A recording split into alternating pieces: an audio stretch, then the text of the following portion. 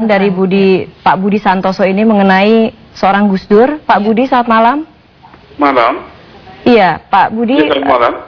Iya, Pak Budi, bagaimana sih sebetulnya sosok seorang Gus Dur yang Pak Budi ingat? Ya, dan bagaimana Anda juga bersentuhan dengan Gus Dur begitu? Bagaimana Anda kenal dengan Gus Dur? Iya, saya kenal cukup lama. Satu hal yang paling menonjol dari Gus Dur adalah beliau tokoh yang tanpa kompromi membela ketidakadilan. Dimanapun ada ketidakadilan, dimanapun ada ketidakbenaran, dimanapun ada diskriminasi, beliau tampil tanpa kompromi, maju meskipun sendiri dan selalu pasang badan untuk apa yang beliau yakini. Dan semuanya itu dilakukan tanpa pamrih. Siapapun orangnya yang tertindak, beliau akan membela. Itulah Gus Dur. Sosok yang tidak berwacana tapi punya tindakan nyata dengan segala risikonya. Halo. Iya, Pak Budi, kalau kita ingat memang pada era Gus Dur lah tradisi barongsai bisa kemudian muncul kembali gitu ya, Pak Budi. Iya.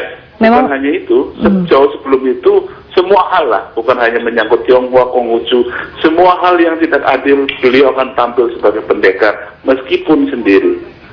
Dan itu dengan segala risikonya dia berani gitu loh. Ya. Dan inilah yang kita sekarang miskin keberaniannya.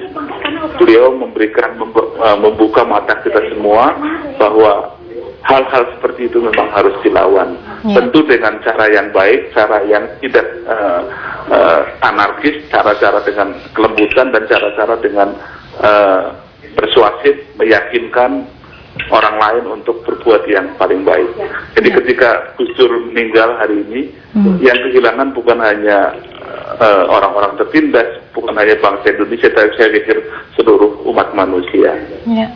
Dan penetapan Hari Raya Imlek ya Eva ya, sebagai hari libur nasional juga terjadinya pada zaman pemerintahan Gus Dur. Iya, pada beliau libur fakultatif, kemudian oleh Ibu Mega menjadi libur nasional ya. Tapi yang merintis memang yang mencabut Undang-Undang Impres 14 tahun 67 yang membelenggu soal adat istiadat budaya dan agama orang Tionghoa adalah yang mencabut Perpresnya adalah Gus Dur dengan mengeluarkan Kepres nomor 6 tahun 2000. Kalau begitu mungkin normal saja untuk berkata bahwa ada apresiasi tinggi mungkin yang diberikan oleh kaum Tionghoa yang bermukim di Indonesia atas upaya-upaya dan juga kebijakan yang diambil Gus Dur semasa pemerintahannya ya, Pak Budi ya. Demikian ya Pak Budi. Sangat tinggi, bukan hanya tinggi, sangat tinggi, dan peran ini tidak tergantikan gitu oleh siapapun.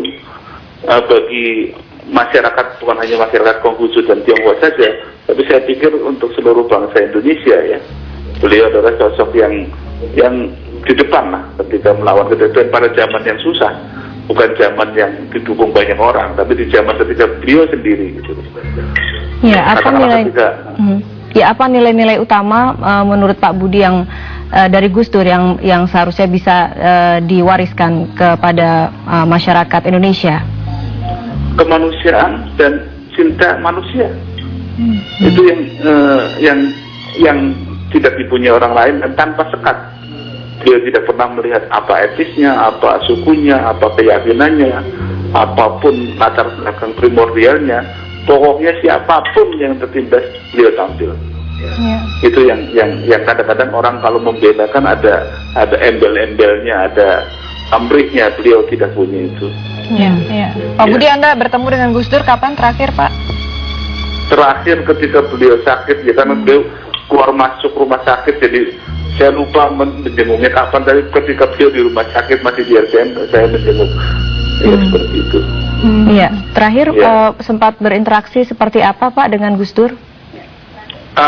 Terakhir karena kita tahu bahwa beliau kurang sehat dan beliau itu kalau mendengar ada apa pengennya ikut, bukannya kami nggak mau ngundang, tapi kadang-kadang kasihan ya hal-hal yang kecil. Beliau untuk menunjukkan perhatian beliau juga mau hadir, padahal kita tahu seharusnya beliau itu istirahat.